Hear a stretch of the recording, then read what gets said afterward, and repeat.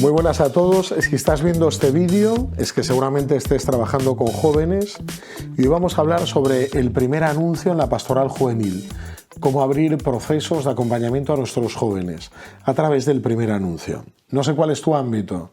Puede ser el ámbito de una parroquia, puede ser allí catequista o animador de grupos de fe, puedes trabajar en un ámbito educativo como educador o como animador, en algún grupo, en algún movimiento. Pero hoy vamos a intentar tratar de los jóvenes en general. Por eso quiero tratar 4 indicadores que viven nuestros jóvenes hoy, pero no quedarnos solo en eso, sino dónde queremos conducirlos, dónde queremos que lleguen nuestros jóvenes. Porque al final lo importante no es que solamente vivan cosas, sino que vivan un proceso de conversión, proceso de discipulado, de parecerse cada vez más a Jesús. Vamos con los 4 indicadores, muy sencillos. Vamos a explicarlos y luego vamos a avanzar a través de estos 4 indicadores. Lo primero, vemos que con nuestros jóvenes hemos conseguido que participen en nuestras actividades, en nuestras propuestas. Hemos roto en estos últimos años, yo creo que a nivel general lo vemos en toda la península, en toda España, hemos roto un gran muro, que era el muro de la convocatoria. Normalmente organizábamos actividades para jóvenes y muy pocos participaban. Sin embargo, en estos últimos años vemos cómo los jóvenes participan en muchas de nuestras actividades. Y esto puede mantener a algunos contentos, dicen, vienen, pues ya está, no nos planteemos nada más. Pero bueno, yo creo que no solo nos tenemos que quedar con que los jóvenes acudan a aquello que les proponemos, sino que ante todo tenemos que lograr que esto sea una buena experiencia para ellos y que también crezcan. ¿Por qué? Porque hay una gran tentación. Los jóvenes que participan en nuestras actividades se acaben convirtiendo simplemente en participantes o consumidores de fe. Sabéis que el consumismo no está vinculado solamente a aquello que consumimos, que compramos, con lo que nos alimentamos, lo que consumimos, sino que hay el peligro de que vengan con una actitud consumista, a consumir pues experiencias, actividades, las cosas que hacemos, a que chequeen, he estado aquí, he participado en esto, en la JMJ, en el jubileo, en una peregrinación europea, en este retiro, pero que luego no crezcan, simplemente acumulen experiencias. Sabéis también que entre nuestros jóvenes existe una expresión actualmente que se llama FOMO. Esta expresión tan rara, que es una expresión inglesa, se refiere a que nuestros jóvenes tienen miedo a perderse cosas, que de repente hay una actividad, un evento y ellos no estén. Y esto les causa pánico. Ellos le llaman FOMO, que es el miedo a quedar fuera de cualquier evento. Por eso lo primero que hemos de decir y constatar este primer indicador es que nuestros jóvenes participan, tenemos capacidad de convocatoria.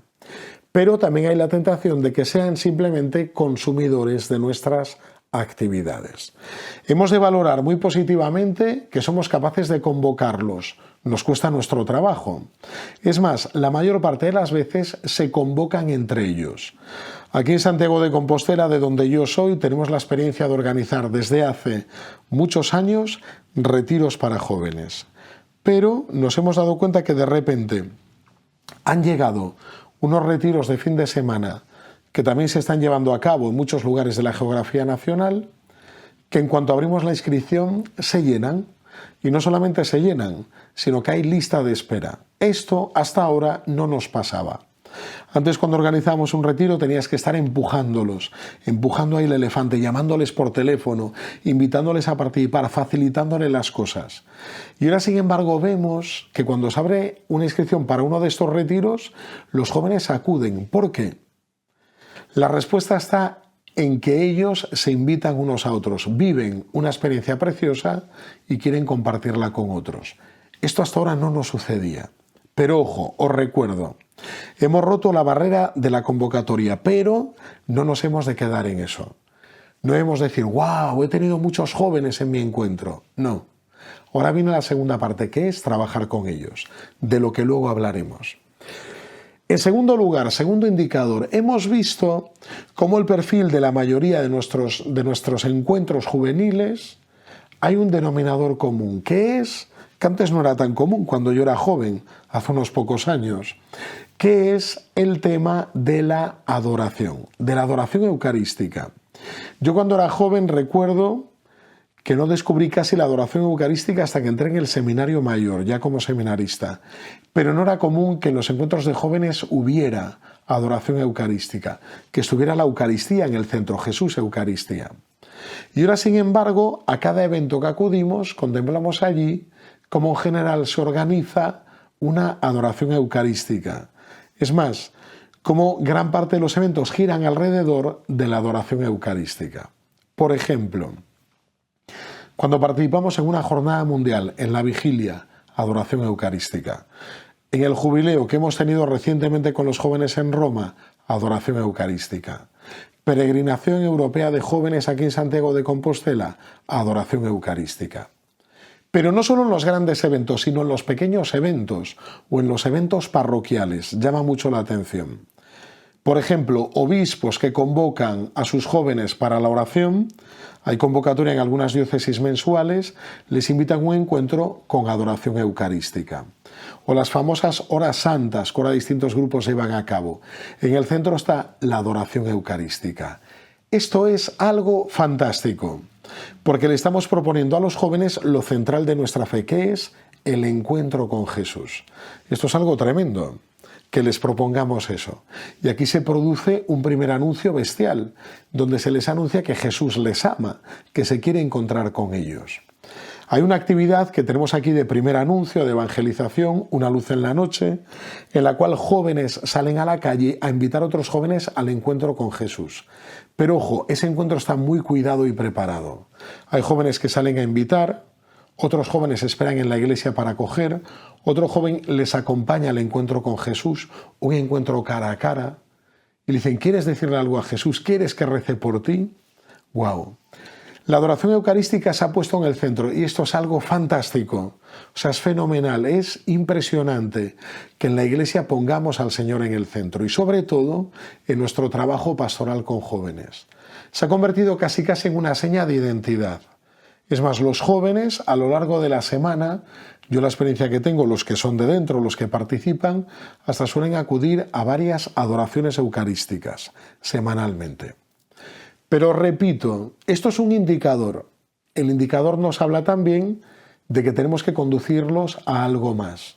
No solo que iban una relación muy personal con Dios, sino que tenemos que dar un paso más. Tercer indicador que tenemos. Hay algo muy llamativo. En estos años en nuestra pastoral con jóvenes se ha multiplicado el mundo de las experiencias. A los jóvenes les invitamos continuamente a vivir nuevas experiencias. ¿A qué me refiero con las experiencias? A los jóvenes se les invita a vivir peregrinaciones, campamentos, convivencias, retiros de fin de semana, un montón de actividades continuamente. Esto ha generado que haya mucha oferta para nuestros jóvenes. Vemos jóvenes también que se desplazan de un lugar a otro de la península o fuera del país para vivir distintas experiencias. Las experiencias tienen un impacto grande en su vida. Las experiencias en muchos casos están destinadas para ese encuentro con Jesús. Es más, a muchos de nuestros jóvenes el participar en distintas experiencias les cambia la vida, les trastoca los planes, les hace plantearse las cosas de otra manera. En alguno de ellos se produce una fractura entre antes de vivir la experiencia y después de haber vivido esta experiencia. Vemos que hay dentro de la Iglesia y de nuestra Iglesia española hay una propuesta muy potente de experiencias continuamente con nuestros jóvenes. Podemos hablar desde retiros de fin de semana, desde peregrinaciones, desde convivencias, desde encuentros, desde actividades multitudinarias, como puede ser una JMJ, como puede ser un gran concierto de adoración y alabanza que ahora está teniendo lugar en nuestro país, que convoca a muchísimos jóvenes y participan de estas experiencias. Vemos también que muchas veces es algo que escapa a nuestro control, porque entre los jóvenes se van invitando, van participando unos, otros. Es más, vemos también que esto ha generado una cultura de la invitación. No solo invitan a los de dentro, sino que también invitan a los de fuera, evangelizan ellos mismos, dan testimonio a otros jóvenes para que puedan participar en estas experiencias, de la cual dan testimonio y dicen, esto me ha cambiado la vida, me encantaría que tú también lo vivieras. Y en cuarto lugar, hay que añadir que ahora muchos de nuestros jóvenes tienen su pandilla de fe. En la pastoral juvenil es fundamental el tema de la visibilidad. ¿A qué me refiero con esto de la visibilidad? Es muy importante que en nuestra pastoral juvenil un joven descubra que no está solo, que hay más jóvenes. Y esto para ellos es algo tremendamente contagioso. Te voy a poner un ejemplo. Cuando tú invitas a un joven a participar en una actividad, vente que vamos a la jornada mundial. No te preguntan cuánto vale, dónde vamos a dormir, qué vamos a comer, cómo va a ser el viaje, qué hay que llevar. Eso seguramente te lo pregunten sus padres. Pero el joven normalmente la primera pregunta que te hace es ¿quién va a venir? Porque no quiere estar solo, no quiere estar con gente adulta, quiere estar con otros jóvenes. El tema de la visibilidad es muy importante para ellos, que vea que hay otros jóvenes que participan, que están, ¿no? Y esto, para ello también ha sido un aporte muy importante todo el tema que estamos viendo ahora de la vuelta a la fe de muchos famosos, gente con influencia, influencers, instagramers, gente que crea contenidos para redes sociales. Porque vemos que en esto no hay una vuelta masiva a la fe. O sea, no vemos que de repente aparecen cientos de personas en nuestras misas, ¿no? Pero lo que sí que vemos es que han sacado el tema de la fe de la marginalidad. Y de repente, gente con mucha influencia ha empezado a compartirlo sin ningún tipo de miedo. Antiguamente había mucho miedo a que te juzgaran, a que hablaran mal de ti. Pero eso no solamente pasa con los famosos o gente que tiene influencia, sino que también, y sin ningún tipo de vínculo, lo comienzan a hacer muchos jóvenes anónimos, que en sus redes sociales comienzan a postear todo tipo de cosas, frases bíblicas, actividades en las que han participado, cuelgan a santos de los que son devotos, cosas que antes no eran normales. No quiere decir que haya una vuelta masiva a la fe o que la gente se haya vuelto del día a la noche cristiana, pero lo que sí que hemos de apreciar es que ha salido de la marginalidad. Y esto es muy importante, porque un joven necesita visibilidad, que hay otros jóvenes que viven su fe. Es más, yo diría que entre ellos generan pandillas, normalmente tienen pandillas de fe. Una pandilla en la parroquia o en el grupo, en el colegio, de repente comienzan a hacer pandillas, o en la pastoral universitaria, o en la pastoral de su congregación, o de su movimiento, en lo que sea. Pandillas de fe. Necesitan descubrir que no están solos. Esto es muy importante. Hemos visto además cómo los jóvenes de forma natural buscan, yo lo veo que estoy en Santiago de Compostela, vienen a la universidad y preguntan, ¿dónde hay oración? ¿Dónde hay? Buscan actividades de fe. Bueno, y ahora viene la segunda parte. De estos 4 indicadores necesitamos decir que no nos podemos quedar en ellos. O sea, no nos podemos plantear, estamos haciendo esto, los jóvenes están viniendo, ya está.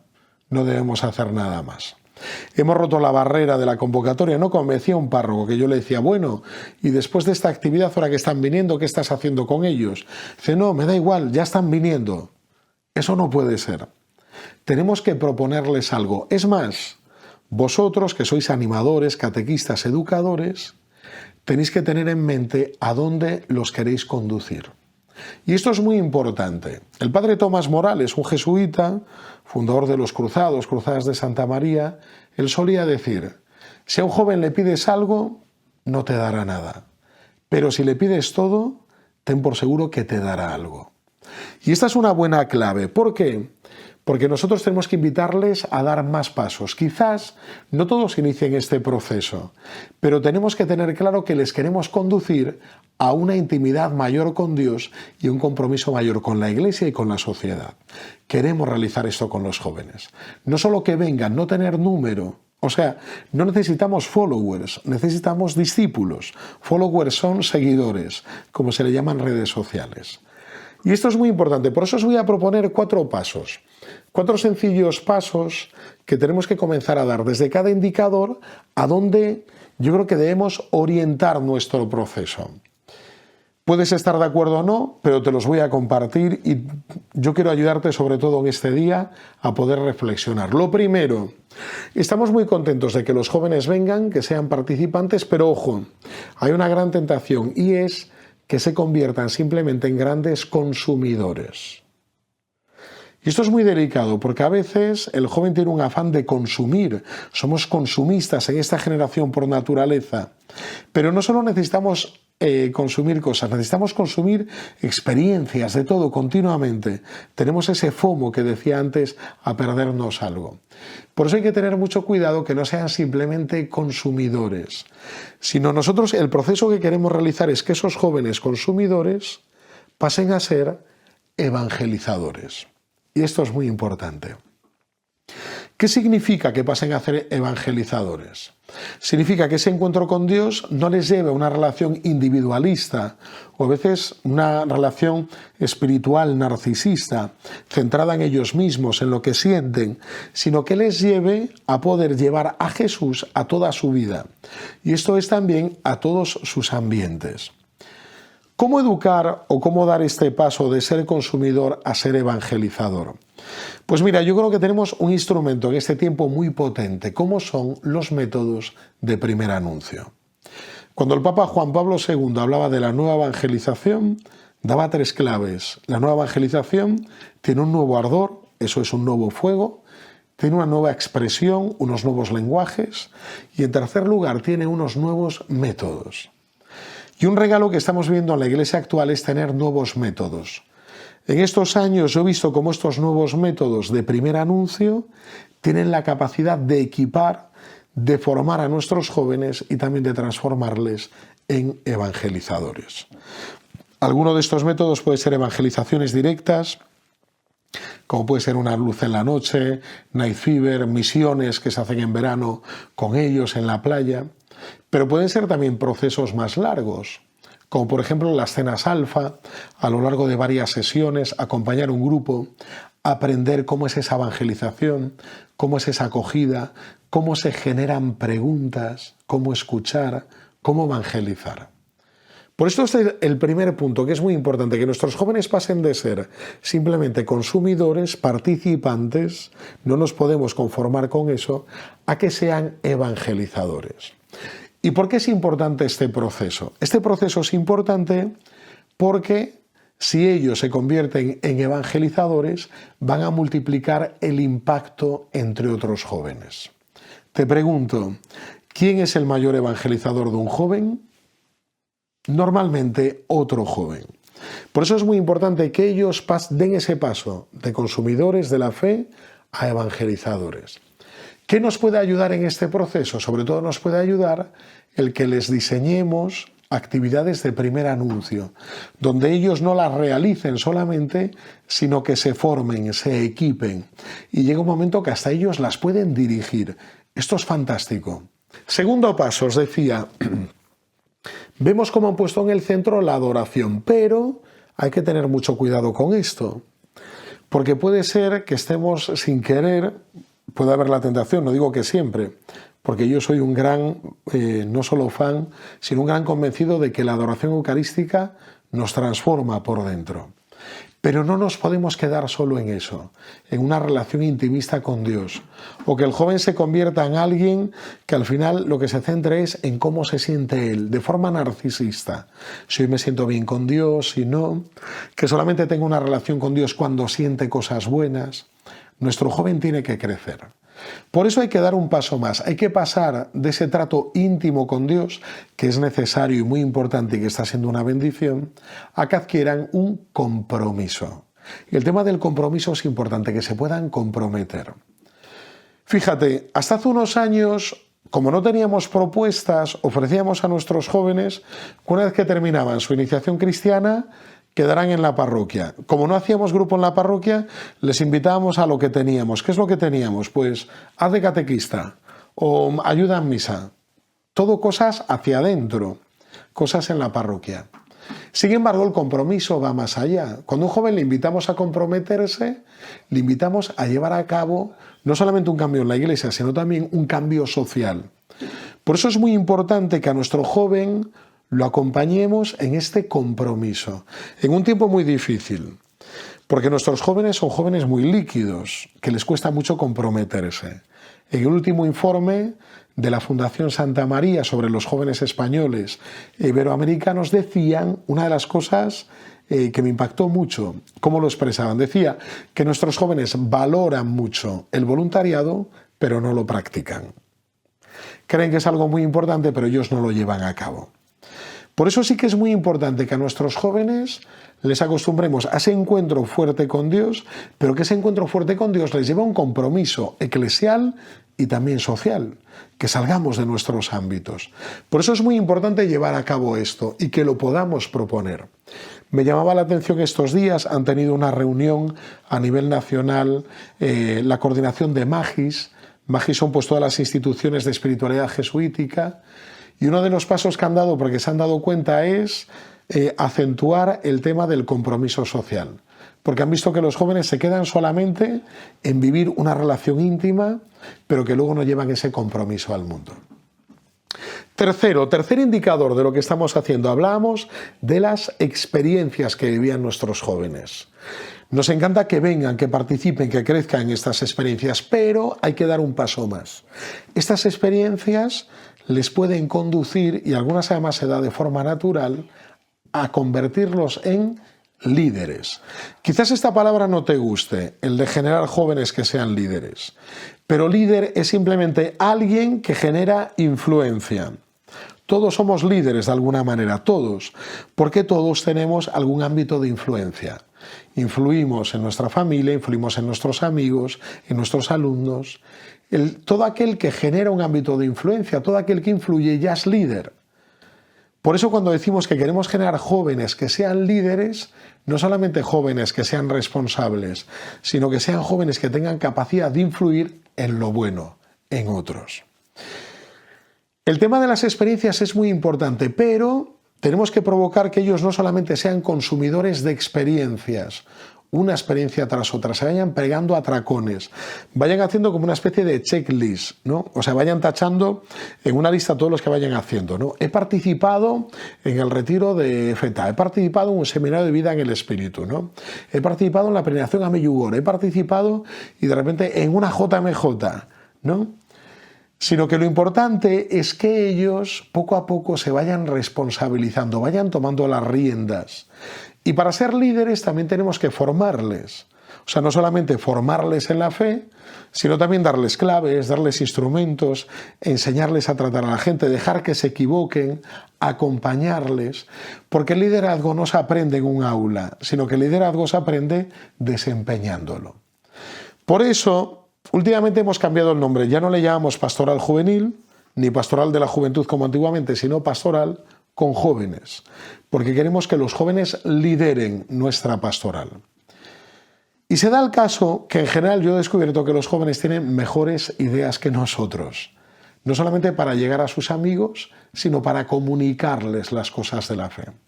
Y esto es muy importante, el que podamos generar no jóvenes que solamente participan en experiencias, sino jóvenes que son líderes en su ambiente.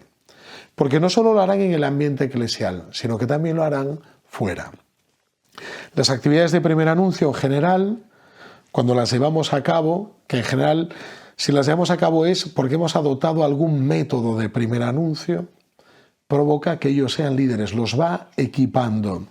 Alguna gente dice empoderando. Empoderando es un término no eclesial, normalmente decimos nosotros corresponsabilidad, son corresponsables. Y en cuarto lugar, vamos ya con el último. Vemos jóvenes que es muy importante para ellos, es más, yo creo que es algo necesario en nuestra pastoral juvenil, que es la visibilidad, porque cuando hay jóvenes que ven otros jóvenes, se suman más jóvenes. Si no ven jóvenes, difícilmente vuelven, porque además entre ellos hacen amigos, es muy importante eso. Con el tema de la pandilla de la fe, hemos visto que es importante dar un paso más, no solamente tener una pandilla de fe, sino poder llegar a crear o generar una comunidad. ¿La comunidad qué es? La comunidad no es solo un grupito de amigos, como es la pandilla en la fe, sino la comunidad es un grupo de hermanos, más que amigos, que se conocen y a lo mejor no es al que tú escogerías, pero que juntos crecen en la fe, evangelizan juntos, se forman juntos, se comprometen juntos y generar comunidades de jóvenes. Claro, nos podemos contentar con tener ya una pandilla, Pero si uno se atiene a las dinámicas propias de una pandilla, pues en la pandilla hay que se va mejor, que se va peor, a este lo descarto, no cuento con él. Sin embargo, tenemos que dar un paso más, que es generar una comunidad que comparten la vida y comparten lo más grande que tienen, que es su pasión por Jesucristo. Y daría un paso más, no me quedaría solo en formar una comunidad de jóvenes, sino que tendríamos que dar un paso más, que el Papa Francisco, de feliz memoria, nos insistía mucho, que es ese diálogo intergeneracional. Porque vemos que es muy difícil que nuestros jóvenes se inserten en la pastoral ordinaria de la Iglesia. La gente mayor, en general, gente que yo conozco, se quejan de que los jóvenes no acuden a las cosas que convocan, a las cosas de la gran Iglesia, que los jóvenes participan en su grupito, en actividades para ellos, pero luego les cuesta mucho integrarse a nivel eclesial, ¿no? Formar parte de esa pastoral más ordinaria.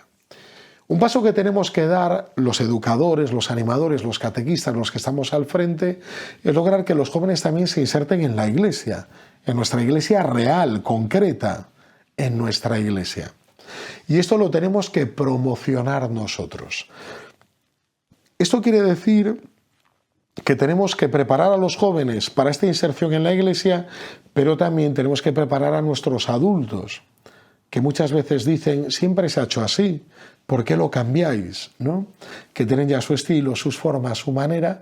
Tenemos que ayudarles a que ellos también entiendan a nuestros jóvenes. Bueno, pues os recuerdo estos cuatro grandes pasos muy vinculados al primer anuncio, a la evangelización, a lo que estamos haciendo para que no solo nos quedemos en el primer anuncio, sino que el primer anuncio sea un motor de transformación, de conversión pastoral. El primer indicador que hablamos de jóvenes participantes y consumidores, que tenemos que lograr que sean jóvenes evangelizadores, que hablen de Jesús, no solamente que participen. En segundo lugar, hablamos de la adoración eucarística en el centro, tan importante y tan valioso que hemos recuperado, pero eso nos debe llevar a un compromiso mayor eclesial y social. En tercer lugar, hablábamos de las experiencias que nuestros jóvenes viven continuamente, pero tenemos que conducirlos a la gran experiencia, y eso requiere también que sean líderes, que se responsabilicen.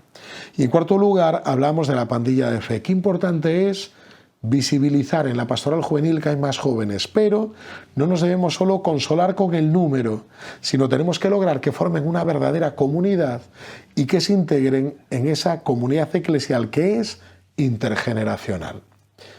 Pues nada más, animaros a que trabajéis duramente en esta pastoral con nuestros jóvenes, con una visión muy clara a dónde los queremos conducir. Si compartes esta visión, quédate con todos los datos que te he dado. Si no la compartes, busca datos que te ayuden a conducir a nuestros jóvenes a un compromiso mayor eclesial, social, a una vivencia mayor de la fe y sobre todo a la santidad, que es lo que buscamos, que nuestros jóvenes sean santos.